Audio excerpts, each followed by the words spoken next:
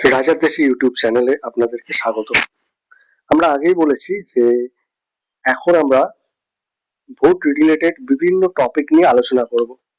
তো আজকে যে টপিকটা নিয়ে আলোচনা করব সেটা হচ্ছে অ্যাবসেন্টি ভোটার।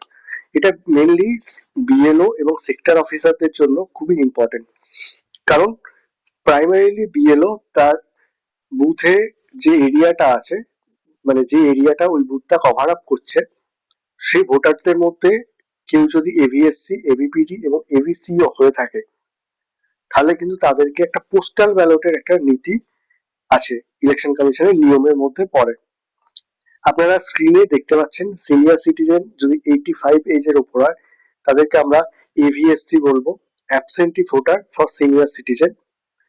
যদি পার্সন উইথ বেঞ্চমার্ক ডিসেবিলিটি হয় তাকে আমরা এভিপিডি বলবো, এবং যদি কোভিড-19 সাসপেক্ট হয়ে থাকে তবে তাকে আমরা বলবো এভিসিও, এবং ভোটার্স অন এসেন্সিয়াল সার্ভিস যদি হয়ে থাকে তাদেরকে আমরা এভিইএস বলবো।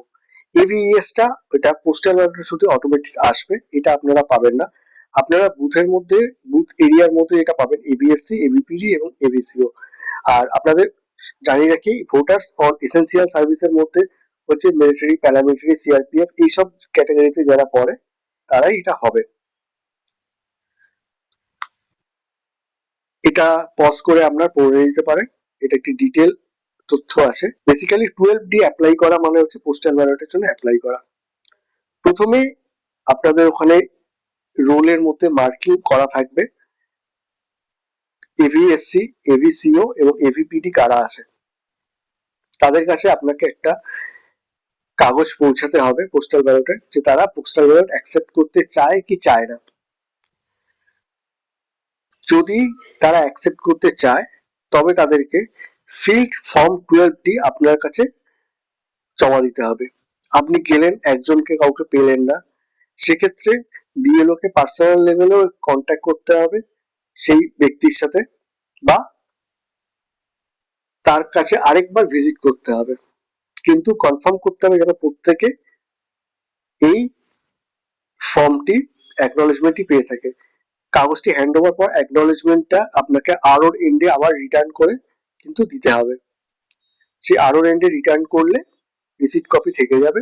এরপরে 5 দিনের মধ্যে যাদের আপনার কাছে আপনারা ফেরত দেবে তাদেরকে আপনি অ্যাবসেন্টি ভোটারের জন্য অ্যাপ্লাই তারা করলো বেসিক্যালি, এবং এরা বেসিক্যালি এদেরকে আপনার বাড়িতে গিয়ে নিতে হবে। এক্ষেত্রে সেক্টর অফিসারেরও একটা গুরুত্বপূর্ণ ভূমিকা আছে, কারণ নর্মাল বুথে যেমন হয় যে প্রিসাইডিং অফিসার P1 P2 থাকে, এখানেও সেগুলো থাকবে, এবং একটি টিম থাকবে উইথ মাইক্রো অবজারভারের সাথে। তারা সেক্টর অফিসারদের কোঅর্ডিনেশনে সেই এরিয়াতে যাবে, একসঙ্গে হয়তো 3-4টে বুথ তারা কভার করবে, যতগুলো করবে সেরকম কভার করবে, এবং বিএলও সেখানে উপস্থিত থেকে বাড়িগুলোকে চিনিয়ে দেবে এবং তাদেরকে বাড়িতে বসে ভোট দেওয়ার একটা ব্যবস্থা। কারণ ইলেকশন কমিশনের একটাই রুল, যে একটাই মোটো, যে কারোর যেন ভোট বাদ না পড়ে, সে যেই হোক, বুথে ভোট দিলে ভোট দেবে, কিংবা বাড়িতে বসেও যদি ভোট দিতে চায় ভোট দিতে পারবে।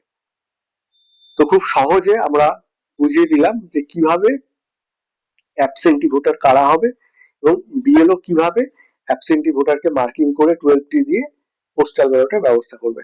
ভিডিওটি ভালো লাগলে অবশ্যই চ্যানেলটা লাইক এবং সাবস্ক্রাইব করতে ভুলবেন না, আর পাশে থাকবেন। আরো ভিডিও দেখার জন্য আমাদের চ্যানেলে চোখ রাখুন। নমস্কার।